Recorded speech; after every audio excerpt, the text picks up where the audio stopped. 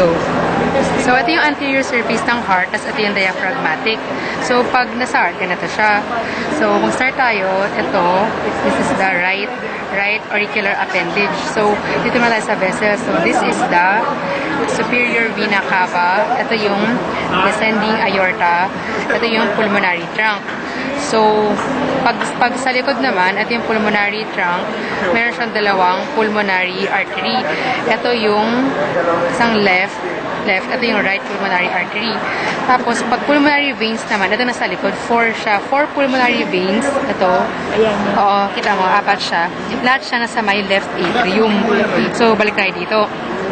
So, start tayo sa may right atrium. So, pag inopen mo tong right atrium, ang makikita mo, itong straight line na to, tawag dito ay crista terminalis. Sa labas, ito yung sulcus terminalis. So, ito yung muscles niya. Ito yung pectinati muscles. So, pag ganun, ito yung superior vena cava. Tapos, meron dito kasing tawag na right ventricle na. So, pag open mo, ito yung trabeculae carneae. Tapos, meron kang tatlong papillary muscle. Isang anterior, ito, septal, banda dito. Tapos, sa ilalim, posterior, meron kang chordae tendineae.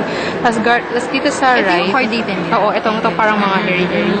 Tapos, kasi pag inopen mo pa siya, parang, ikari ito yung heart, pag inopen mo pa sa ilalim, may parang wall. Yung wall doon, yun yung fossa ovalis.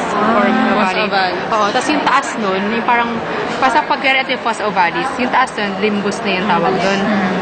Tapos parang may butas sa baba.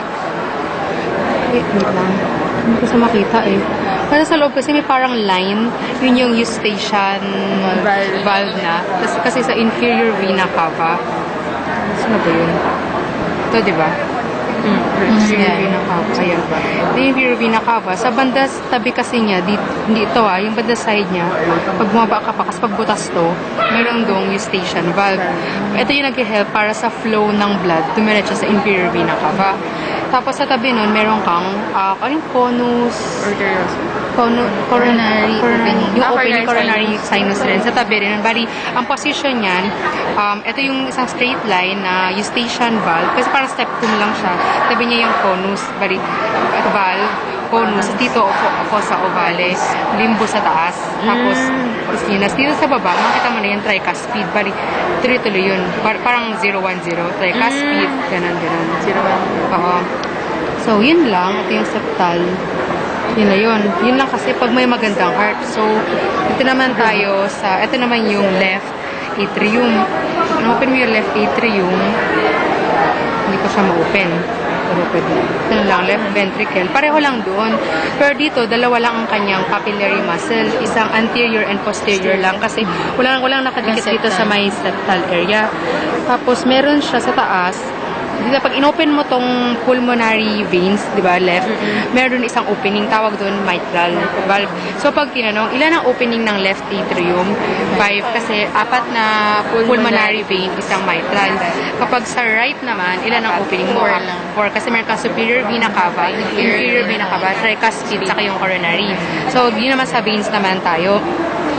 So, pag veins, ito yung pulmonary trunk, di ba? Ito yung descending aorta. Ang tawag dito ay ligamentum arteriosum. Tapos, mula sa descending aorta, meron dito, so right, pag right, meron kang right coronary artery. Tapos, ito naman, left coronary artery.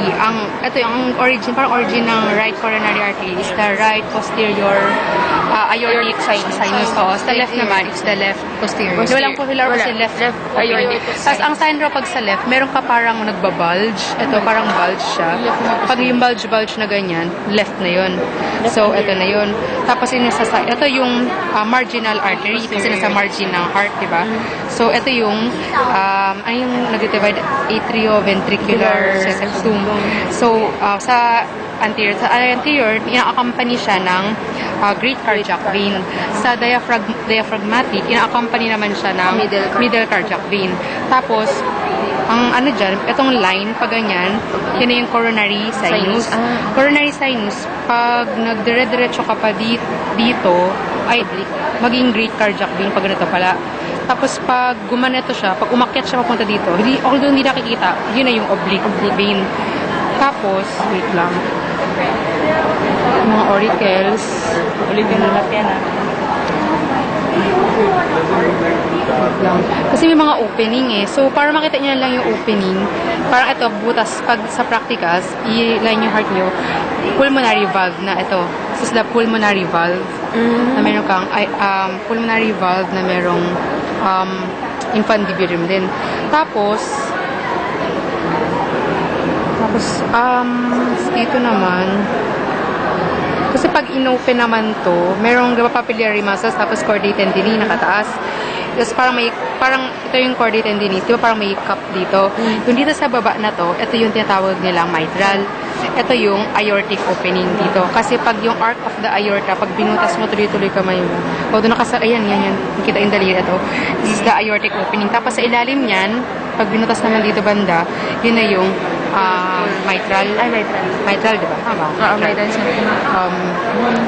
Yun lang. So, kapag yun lang naman yung borders ng heart, kapag sa right, mostly, wait lang. So, pag ganito siya, di ba?